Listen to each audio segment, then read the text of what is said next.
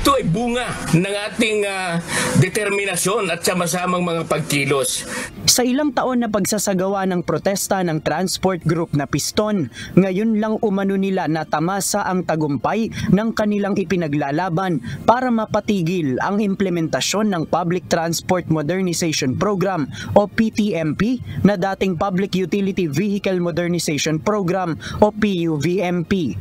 Ito'y matapos na pirmahan ng 22 senador ang Senate Resolution No. 1096 na nananawagan sa pansamantalang suspensyon ng implementasyon ng PTMP. Gayunman, hindi pa nila natatapos ang kanilang laban dahil kailangan pang sang-ayunan ni Pangulong Ferdinand Marcos Jr. ang nasabing resolusyon.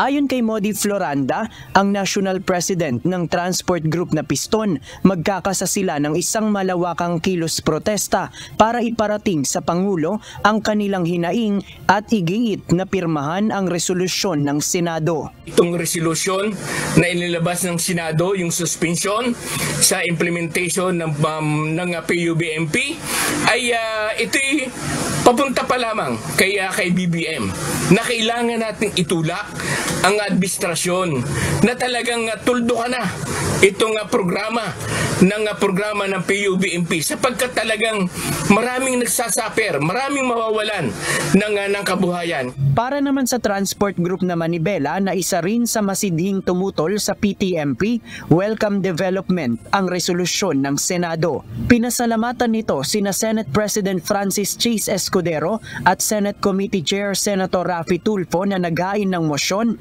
gayon din ang mga kongresista na umano'y tumulong sa kanila. Ayon sa Manibela, magsasagawa sila ng nationwide caravan na tatawaging pirma ng Pangulo. Layon din nito na ipanawagan sa Presidente na sang-ayunan ang resolusyon ng Senado.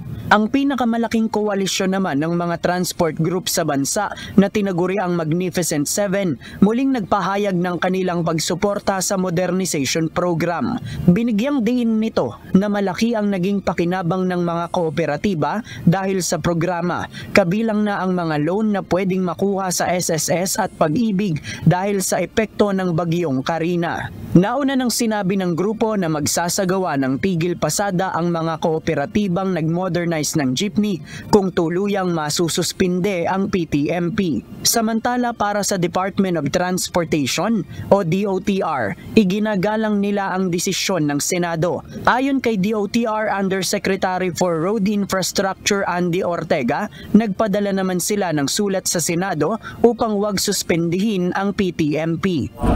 Nakahanda umano ang DOTR sa pakikipagdialogo sa mga senador upang pag-usapan kung ano pa ang dapat isaayos sa programa. Ipinauubaya na nila kay Pangulong Marcos Jr. kung sasang-ayunan ang suspensyon. Pero habang wala pang tugon ang Pangulo, magpapatuloy pa rin ang modernization program ng administrasyon. Tuloy kami in all aspects. Tuloy ang DOTR, ang gobyerno, and other agencies sa pagsulong nitong ating programa. But as respect to our friends sa Senado, open po tayo anytime sa mga usapan. JP Nunez, UNTV, News and Rescue. Diyos ang aming sandigan, serbisyo publiko ang aming pinahahalagahan.